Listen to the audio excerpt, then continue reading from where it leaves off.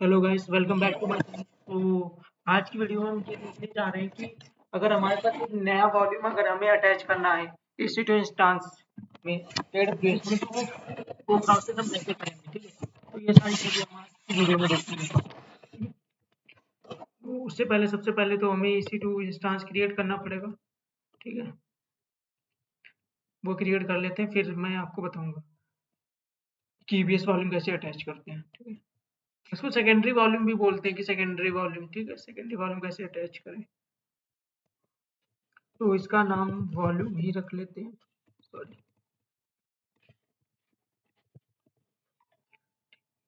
Operating system हम Ubuntu लेंगे। ठीक है, उबंटू लेने के बाद की पेयर हमारे पास शायद डेवऑप्स नाम की नहीं होगी। ठीक है, तो हम क्रिएट कर लेते हैं की पेयर, हम रख लेते हैं क्लाउड ऑप्स करके।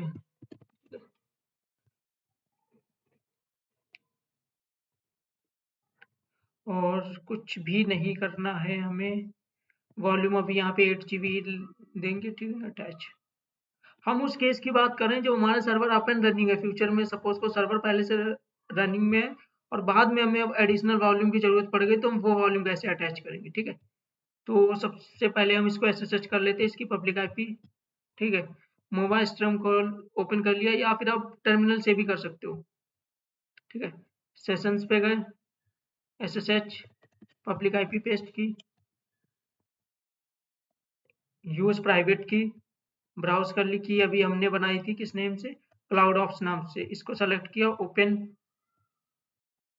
ओपन, ठीक है,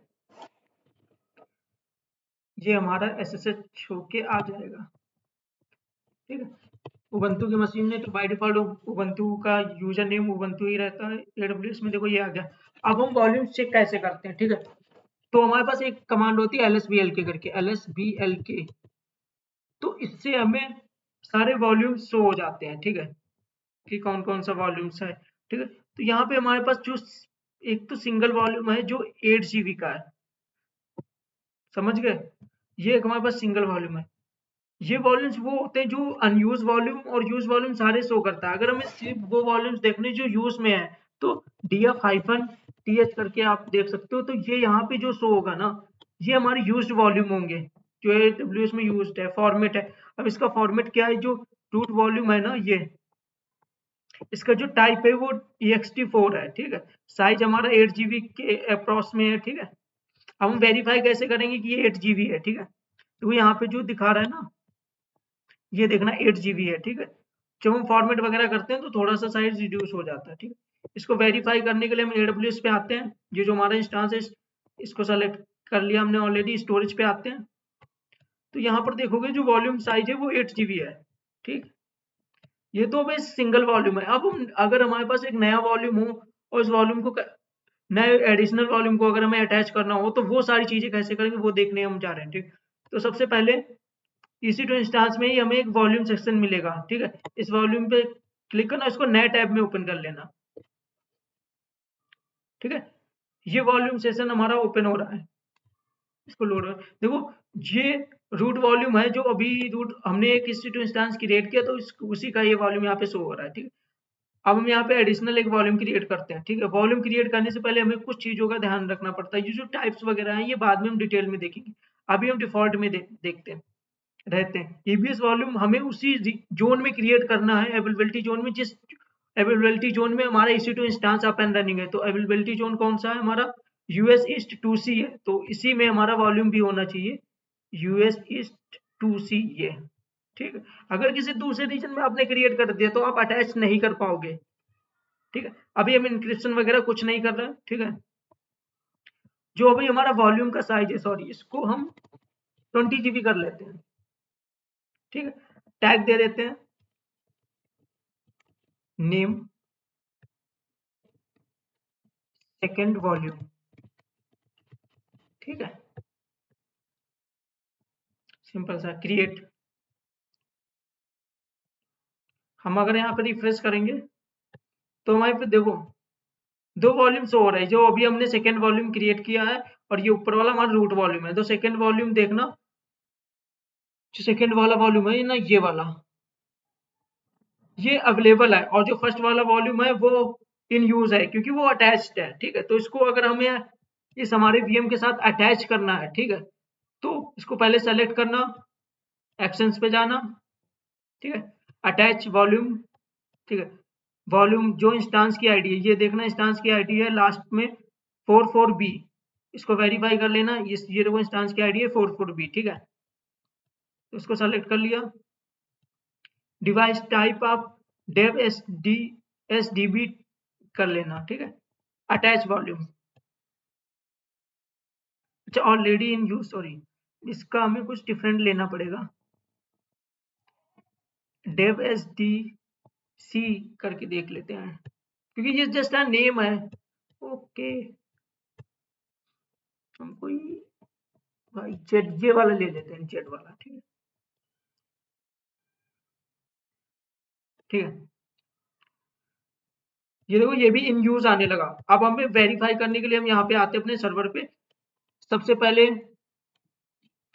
इसको क्लीन कर लेते हैं, टर्मिनल को कंट्रोल एल, LSBLK में देखेंगे, LSBLK, तो LSBLK में देखेंगे ना, तो यहाँ पे देखो फर्स्ट वॉल्यूम ये है हमारा कितने जीबी का, 8 GB का। ये देखो सेकेंड वॉल्यूम है जो 20 GB का हमने अटैच किया था अभी, ठीक है।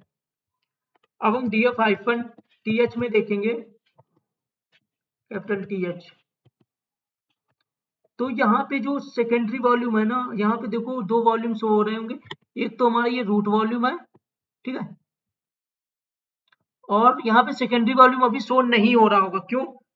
सेकेंडरी वॉल्यूम DF-H में तभी शो होता है जब वो पहले से फॉर्मेटेड हो और माउंट हो, क्योंकि यहाँ पे जो डिवाइसेस शो होती है वो माउंटेड वाली शो होती है। तो अभी हमें क्या करना पड़ेगा, इस डिवाइस को फॉर्मेट करना पड़ेगा, ठीक है, जैसे विंडोज में हम फॉर्मेट करते हैं, ठीक है, तो उसी टाइप से। तो यहाँ पे फॉर्मेट करने की कमांड होती है mkfs, mkfs, सॉरी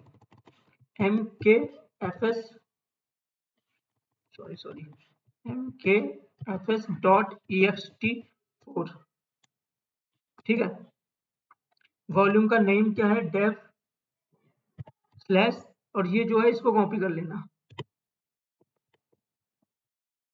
और यहाँ पे पेस्ट कर देना, ठीक है, परमिशन डिनाइड, सॉरी हमें ये सूडो लगा के करना पड़ेगा, रूट, ठीक है। ये देखो हमारी फॉर्मेट हो चुकी है। इस टाइप से लिनक्स में हम किसी भी स्टोरेज डिवाइस को फॉर्मेट करते हैं, ठीक। अब माउंट करने के लिए लिनक्स में क्या होता है, सबसे पहले हमें एक फोल्डर बनाना पड़ेगा, तो फोल्डर बनाने के लिए mk sudo करके sudo mkdir स्लैश डेटा नाम का एक फोल्डर बना लेते हैं, ठीक है, फोल्डर बन गया। अब हम इसको माउंट करना है तो क्या कमांड होती है, यह माउंट, माउंट करने के बाद डेव स्लैश हमारा जो भी डिवाइस का नाम था इसको कॉपी कर लेना, पेस्ट, ठीक है, और कहाँ पे माउंट करना है, स्लैश डेटा पे जो हमने फोल्डर बनाया था, डेटा नाम से ही क्रिएट किया था शायद हमने, कहाँ पे फोल्डर हमने कहा, mkdir data super use, okay, sorry super user से करना पड़ेगा, ठीक है। अब अगर हम DF-TH करते हैं ना, तो हमें देखो यहाँ पे दिखेगा, ये देखो माउंटेड डिवाइस हमारी आ गई, ठीक है, 20 GB की है, ठीक, 20 GB की। तो इस टाइप से हम लिनक्स में एक नया वॉल्यूम सेकेंडरी वॉल्यूम कैसे अटैच करते हैं, तो ये सारी चीजें होती हैं, ठीक है, ये प्रोसेस होता है, कैसे फॉर्मेट करते हैं, कैसे अटैच करते हैं, LSBLK और DF-H में क्या डिफरेंस होता है, ये इंटरव्यू में पूछ लिया जाता है। अगर नहीं भी पूछा जाता तो हमें पता होना चाहिए सारी चीजें कैसे काम करती हैं, ठीक है। So thank you.